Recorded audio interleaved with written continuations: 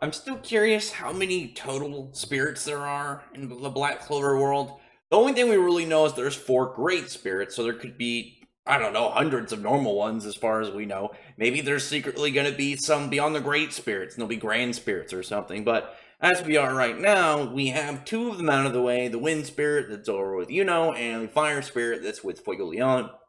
The water spirit, I feel like the water spirit will go to Noel. I mean, legitimately, I'll be baffled if it doesn't go to Noel. But we'll talk about that for a future date. Because right now, the one that I want to talk about is who I think is going to get the Earth Great Earth Spirit, Gnome, which will be Mars. Now, again, Mars uses diamond magic, mineral magic, as it's been translated before. You know, either way, and like, hey, I'm making a video here. Thank you very much. Go lay down.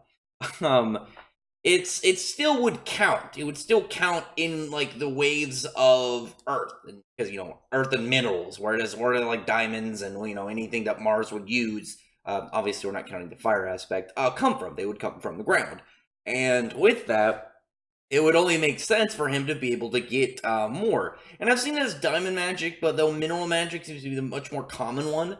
But a boosted version could end up, with spirit magic from again, great earth spirit, could move to straight up diamond magic, and maybe it will give an X amount, like higher defense. Maybe it will give it extra properties. Like, it's also one of those ones that should counter things like light magic, just the way that like light reflects through prisms and whatnot.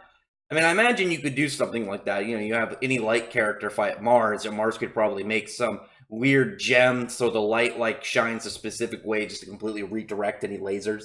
But with that, I think it would also make a lot of sense, given we know that there's impending doom coming from other countries. We know that it's not only preset with the tensions between the other kingdoms and the Clover Kingdom, but we know from Julius that there's clearly going to be some stuff coming. We know that there's stuff on the horizon. The other kingdoms probably know that the state that they're in, and especially now that they don't have Julius, is even close to as powerful as he was before. The one that just makes the most sense to use, in my opinion, is the Diamond Kingdom, because we already know information about the Diamond Kingdom. We already have stuff set up in the Diamond Kingdom. We already have some characters ready to, that should be on their side if they go in, assuming they didn't get brainwashed again through, magic stone augmentation and whatnot. That being Mars. And Mars he fits into this. I want to go with, say, cliche. And I guess would it still be cliche? Just that bad guy character that switches on, then they have something that you can kind of like a little bit relate to the main character. I guess it's not the same as Asta. I mean, for a second I was gonna go with just screw it, just go with Greatsword or something. I don't know, but that bad guy the main character defeats pretty early on that ends up becoming their friend. You have Gaara with Naruto. You have Gaju with Natsu. It's one of those things that you see a lot, but it's always one of those welcome things, because a lot of the time the characters, when they are presented, it's like you like the characters enough like that you want them to become good. Like Mars is definitely like one of my favorites in Black Clover, and we have only had like 2 chunks of him in the series, and we haven't seen him all the way since the Witch's Forest arc. But I love his design, I love his magic, I love his story. He's just a cool dude, and it would be another way to kind of like make him relevant in what's going on, because he's powerful, but when it comes to the characters that will probably go into his arc, it would be kind of like hard to convince that he's somehow able to catch up with Austin in their anti-magic form and spirit dive. What could he get? He could also get spirit dive from Gnome. Maybe he has Gnome already. Like, again, it would make sense.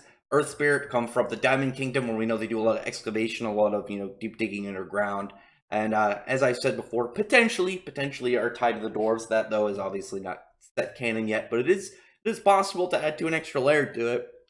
But as it is, it would be something to give a boost to his character, give him an extra chunk to level him up. Especially, I think with Mana Zone, I think would be one of the coolest. Just like imagine like diamond blades, like was it the harp? that spell he made all those really fast tiny blades just instead of coming at you from directly and just coming in all directions. I instantly think of like that scene from Kingdom Hearts 2 when Sora and Riku are fighting Xemnas, and they're just moving around and, you know, hitting all those energy beams coming at them. Everyone loves that scene. It's such a cool part. It's like a button mashing part of the game, but it's just so cool visually to see, and this characters being absolute badasses. That, but it could be something to see with Mars. I don't know. Could be a really cool tag from him.